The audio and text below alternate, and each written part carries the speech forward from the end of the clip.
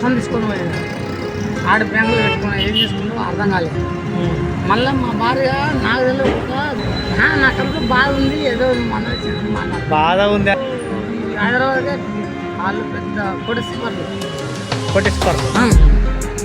చేసినాక ఏమైందంటే ఒకరోజు 9 ఉంటే ఆ పని పోతుంది, ఏదో నీ చేతున్న పని చేసుకో, ఫుడ్ నీకు కత్తిలాగా ఉంటుంది.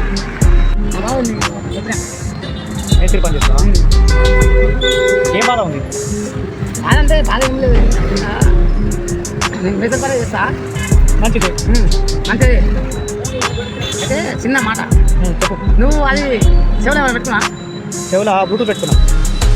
నేను చెప్పి నేను అర్థమవుతా నీకు? అర్థమవుతుంది, చెప్పు.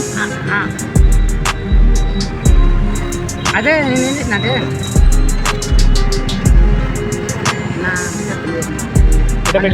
మంచిది. కట్టం ఇచ్చిన, బంగారం పెట్టి ఆ బుద్ధి బంగారం మొత్తం తీసుకొని పోయింది. ఆడ బ్యాంకులో పెట్టుకున్నా, ఏం తీసుకున్నా అర్థం కాలేదు. మళ్ళీ మా భార్య నాగలో ఒక డబ్బులు తీసుకుపోయి 3 లక్షలు అప్పు ఇప్పించింది. అల్లుంది మంచిదే కదా, ఇప్పించింది. సరే మంచిదే. మరి అది కడతాడు 3 సంవత్సరాలు ఇప్పుడు కదా ఏమో తెలియదు ఎప్పుడు 3 సంవత్సరాలు టైం వస్తుంది కొత్తది. నేనేమన్నంటే ఇంత పడవచ్చు, నేను ఇట్లా నేను బాధ మీద పడవచ్చు. నేను పొద్దున్నే మిత్ర పని చేస్తాను. నేను మిత్ర పని ఇల్లు అంటే ఎక్కడ పెడతాను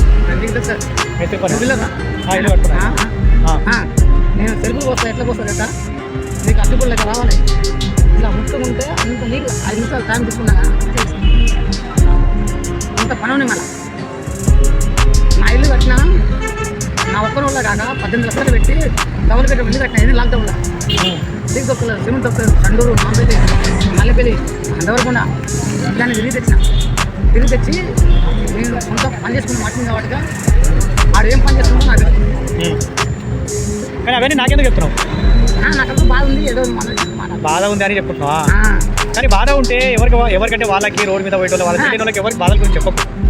ఇది బాధ కాదు, ఇది ఫ్యామిలీ విషయం. ఇది ఫ్యామిలీ విషయం ఎప్పుడైనా కానీ బయట వాళ్ళకి చెప్పకూడదు, బయట వేయకూడదు. ఓకేనా? ఎప్పుడైనా కానీ మీ ఫ్యామిలీ విషయం ఏదైనా ఉంటే బయట వాళ్ళకి చెప్పొద్దు,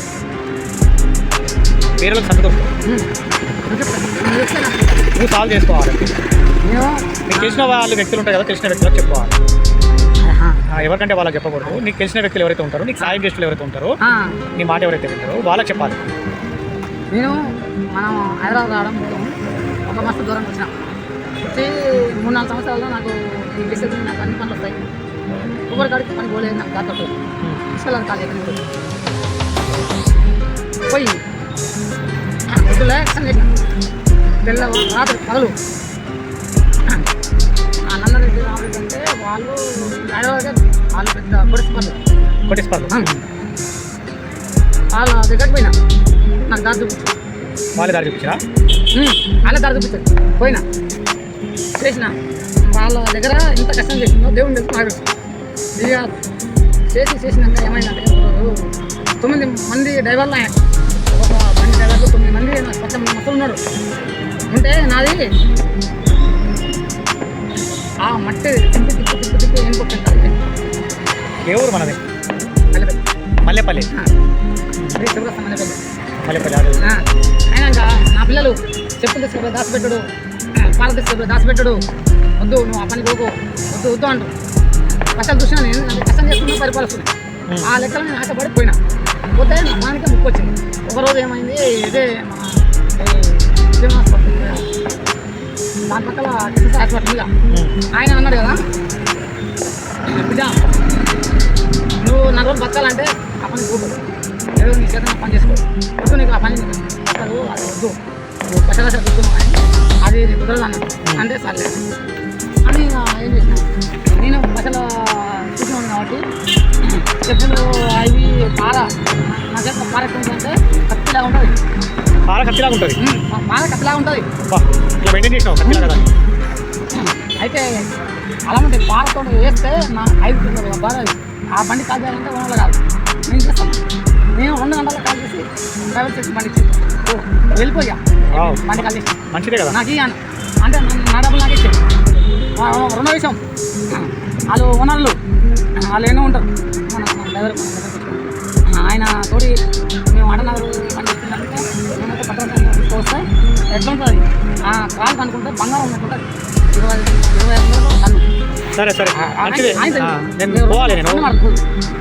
అయితే మేమేం చేసేది ఆడికి రాను డ్రైవరు ఆ దేశం నుంచి భద్రాచలం ఎలా ఉంది ఆడికెళ్ళి అనమాట ఆయన 2 టన్ను 3 టన్ను ఇస్తే మాకు 5,000 6,000 అయిపోయింది. 2 మాటలు అయిపోయింది. పోతాను పోతా. 2 మాటలు అయిపోయినాయి కదా. పోతాను సరే 2 టన్నులు చేసిన 10,000 అంకులు దా ఇవాళ నేను దుడ్డు దిగిన నేను 4 రోజులు పడినట్టు నాకు వచ్చినాయి సరే చెప్పను అంటా కానీ దా మరి మందా అందా కూర్చుందా అనేది ఆయనకు 3-4 టన్నుల మాలు ఇచ్చినప్పుడే నాకు 6,000 నాకు లెక్క వచ్చాయి. నాకు అర్థమైపోయి కూర్చోబెట్టి ఏం తింటావు ఏం తాగుతావు సరే నేను పోతాను. మంచిగా పో ఇంటికి. ఓకేనా? సరే సరే ఏం టెన్షన్ లేదు. మందు తాగినావా? మందు తాగుతావా? తాగినావా? తాగల తాగినా నేను తాగొచ్చేతో మాట్లాడుతున్నా. నేను తాగకుండా వచ్చి మాట్లాడుతున్నా. అవునా? నేను వచ్చిన మంచి రాన్నాడు పోయినాం ఇద్దరం కలిసి నేను తాగి పోసే తాగు ఏం తాగు నువ్వు పెట్టిన పైసలు. నువ్వు పెట్టిన పైసలు నా సొమ్ము నేను తెచ్చుకున్నా ఆయన సొమ్ము ఆయన తెచ్చుకున్నా. సరే నేను పోతామని. సరే సరే మంచిది.